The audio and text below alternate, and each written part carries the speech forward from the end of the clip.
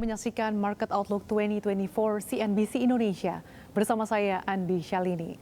Pemirsa, di tengah kondisi dinamika global dan perlambatan ekonomi global di sepanjang tahun 2023, seperti apa performa IHSG di tahun 2023 dan bagaimana proyeksi performa IHSG di tahun 2024 di tengah kondisi ketidakpastian global masih menyelimuti dan juga masuki tahun pesta demokrasi politik? Untuk menjawabnya, saat ini saya sudah bersama dengan Direktur Pengembangan Bursa Efek Indonesia, Bapak Jeffrey Henry. Halo Pak Jeffrey, apa kabarnya? Halo, apa kabar Sasha? Baik Pak, terima kasih sudah meluangkan waktunya untuk CNBC Indonesia. Terima kasih sudah mengundang. Kalau kita lihat Pak, di tahun 2023 IHSG berhasil finish ya Pak di level 7.200 dan bahkan peningkatannya 6% secara year to date. Seperti apa Anda melihat capaian ini? Apakah memang sudah sesuai dengan ekspektasi? Oke, Mbak Sasha, kalau kita melihat pencapaian IHSG kita di tahun 2023 yang ditutup di level 7.277 atau sama dengan pertumbuhan 6,16%, tentu kita melihat posisi Bursa Efek Indonesia di bursa global atau paling tidak di bursa ASEAN. Nah, kalau kita melihat pencapaian ini, Bursa Efek Indonesia bersama dengan bursa Vietnam adalah dua bursa yang mencatatkan pertumbuhan tertinggi. Nah, tentu kami melihat ini sebagai optimisme dari investor, baik investor asing maupun investor lokal kita terhadap investasi di pasar modal kita. Kami melihatnya lebih ke arah situ. Artinya ada kepercayaan investor di tengah ketidakpastian global begitu ya Pak bagi bursa saham domestik kita. Ya, kalau memang kita melihat kondisi global, memang ketidakpastian itu sudah berlangsung cukup lama. Ya, banyak sekali kejadian-kejadian yang terjadi dalam kurun waktu 10 tahun terakhir. Dan di dalam periode tersebut, Bursa Efek Indonesia dalam hal ini IHSG juga ikut berfluktuasi, tetapi kalau kita melihat trennya, dalam 10 tahun itu trennya IHSG selalu positif. Oke, biasanya ini Pak di setiap tahun ada sektor-sektor yang menjadi primadona. Kalau di tahun 2023, sektor-sektor apa saja nih Pak yang menjadi primadona dan yang menjadi laggard? Dan seperti apa di tahun 2024 nanti? Ya, kalau kita melihat data di tahun 2023 ada paling tidak 5 sektor yang membukukan pertumbuhan cukup tinggi, yaitu di logistik, kemudian di keuangan, kemudian juga ada sektor industri, ya, yang sektor-sektor tersebut berkontribusi sebesar paling tidak 52% terhadap kapitalisasi pasar dan 58% terhadap total nilai transaksi. Jadi itulah sektor-sektor yang mendorong pertumbuhan IHSG di tahun 2023 dan kelihatannya masih berlanjut sampai dengan tahun 2024 ini, terutama yang di sektor energi dan keuangan. Ya, kalau kita melihat dengan bergeraknya beberapa sektor itu di awal tahun 2024 ini, bahkan indeks harga saham gabungan kita mencapai all time high lagi. Iya, di awal tahun ini ya Pak ya. Setelah all time high yang sebelumnya di bulan September tahun 2023. Secara spesifik, sektor energi dan keuangan seperti apa nih Pak yang akan menjadi primadona di tahun 2024 ini? Ya, kalau kita melihat memang ada beberapa emiten baru yang dicatatkan dan ini tentu sejalan dengan bagaimana preferensi investor, terutama investor asing. Kepedulian investor terhadap perusahaan-perusahaan yang concern terhadap ESG itu semakin meningkat. Ya, mungkin karena itu beberapa emiten di sektor energi terbarukan khususnya itu mendapatkan perhatian dari investor asing khususnya. Bagaimana perubahan kebijakan pemerintah atau sentimen global mempengaruhi dinamika pasar saham Pak di tahun 2023 ataupun di tahun 2024 ini? Tadi saya sudah sampaikan di awal, kalau 10 tahun terakhir ketidakpastian global itu sudah berlangsung, ya, dan toh IHSG kita tetap bertumbuh. Demikian juga dengan kondisi domestik kita, misalnya di tahun ini. Tidak hanya Indonesia, ada beberapa ekonomi besar juga melakukan kegiatan pesta demokrasi di Amerika, di India, di Rusia.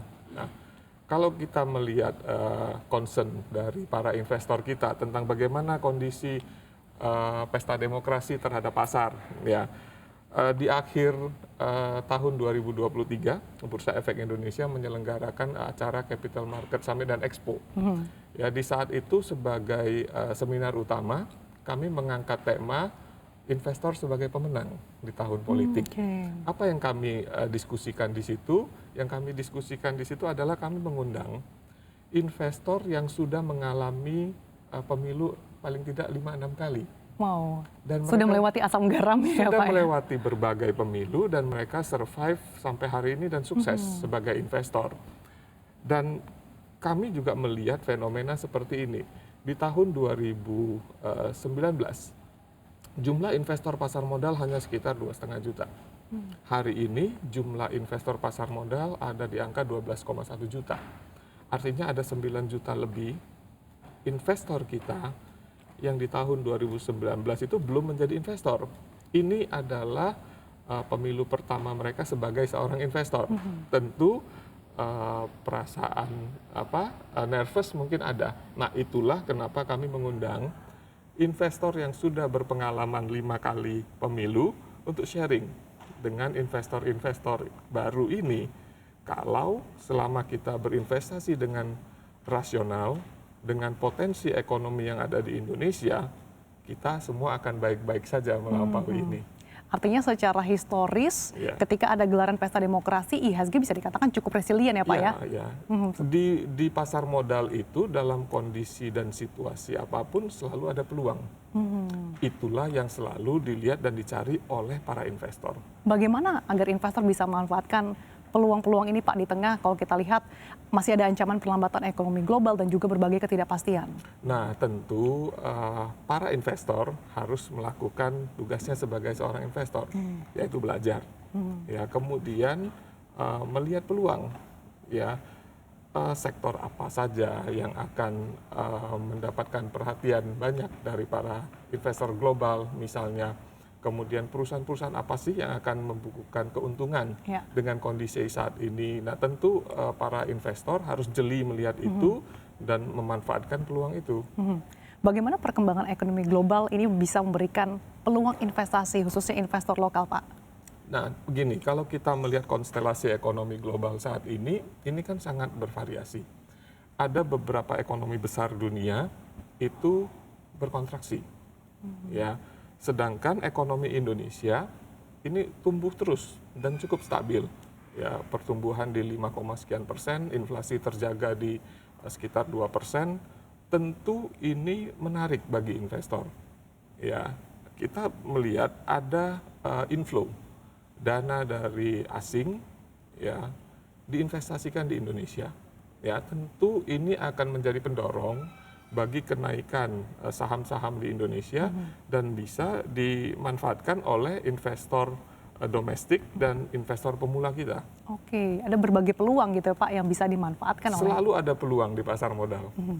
Di tahun 2024 ini Pak, tentu saja yang menjadi highlight adalah gelaran pesta demokrasi.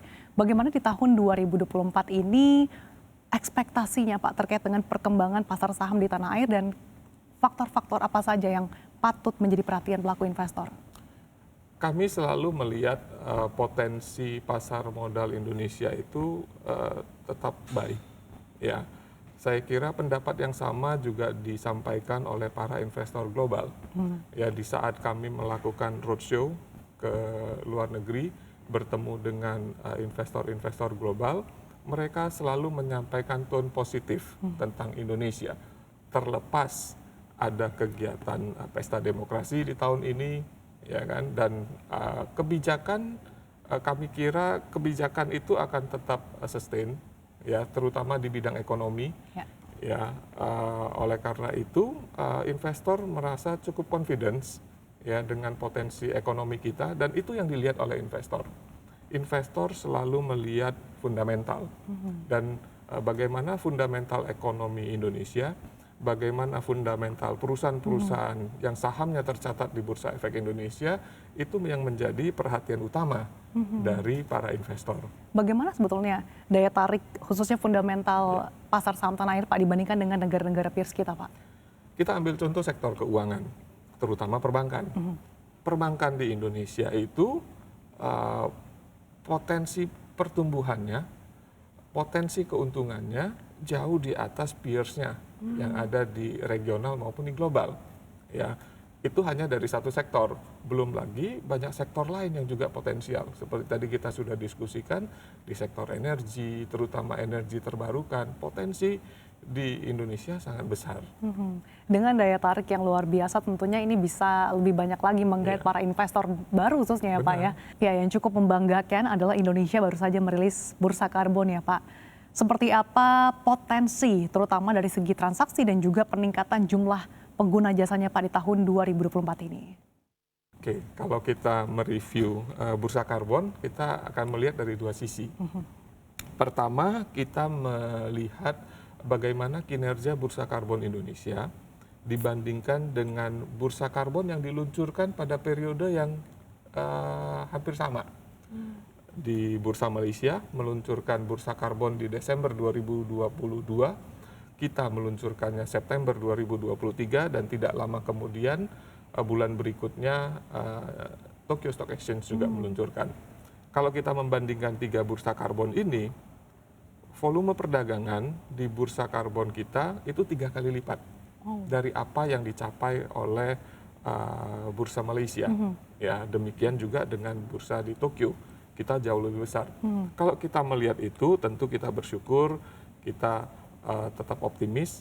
Tetapi di sisi lain kita juga melihat bagaimana pencapaian kita itu dibandingkan dengan potensi kita. Kalau kita melihat potensi kita, ini luar biasa. Harusnya jauh lebih besar dari itu.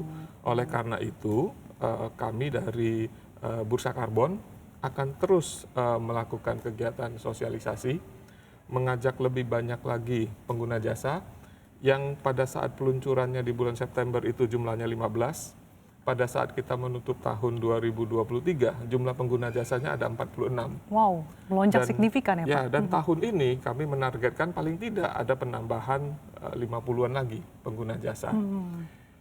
Itu kita belum membuka atau mengunlock seluruh potensi kita.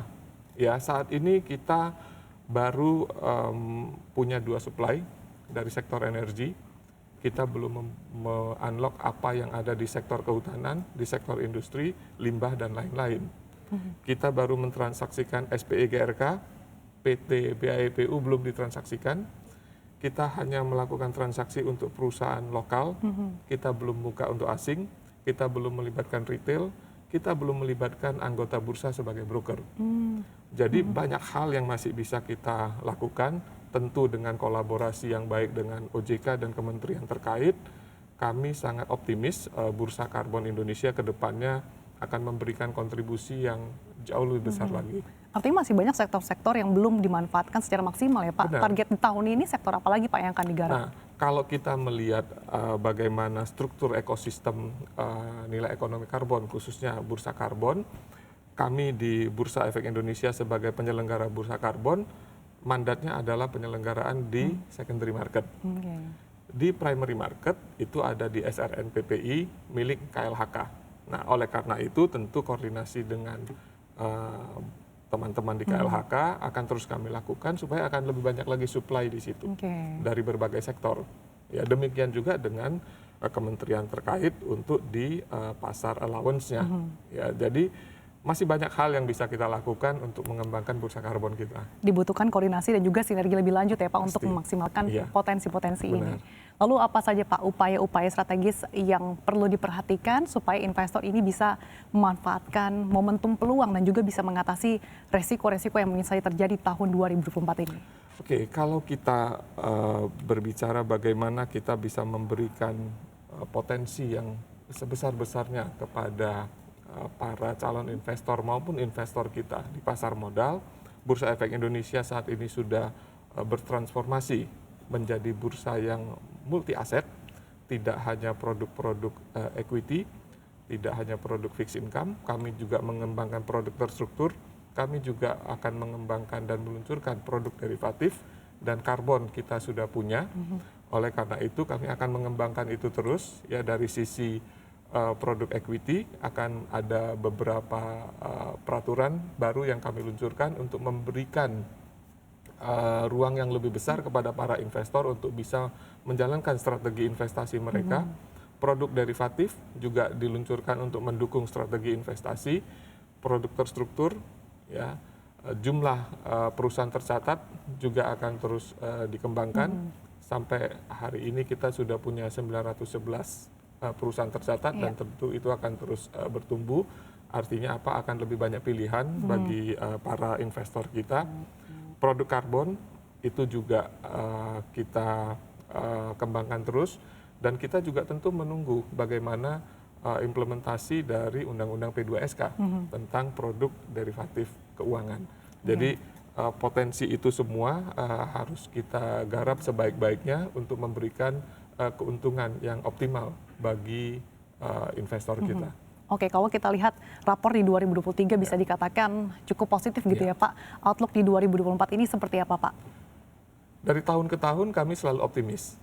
Ya, oleh karena itu kami juga melihat tahun 2024 ini dengan optimisme.